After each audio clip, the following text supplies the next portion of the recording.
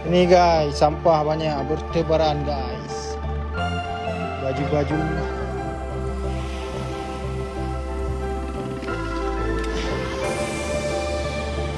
Nah ini apa isinya ini ya?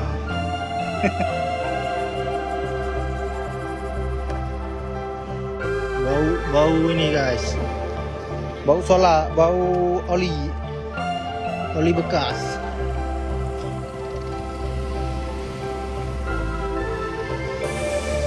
Masih bagus kapalnya ini guys. Mana ada rusaknya. Dilumuri sama oli bekas.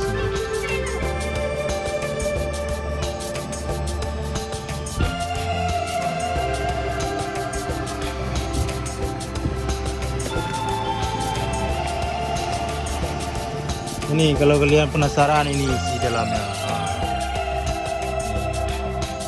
Kayak ginilah mereka terkatung-katung di lautan. Lepas.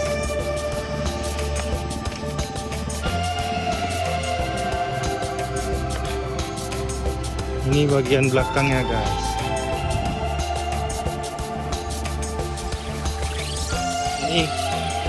Ini banyak kesenian Myanmar ini di badan kapal. Mereka pandai melukis guys. Entah apa ini yang dibikin. Ini knalpot, cerobong knalpotnya. Mesinnya entah masih ada apa. Udah ya. Coba kita lihat. Oh ini mesinnya guys.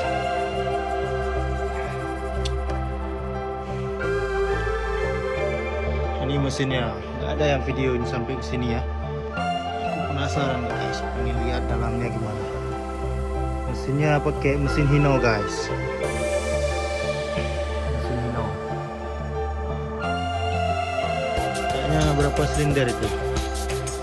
1, 2, 3, 4, 5, 6 silinder guys. Hino 6 silinder. Kita review kapal ronnya. Oke guys.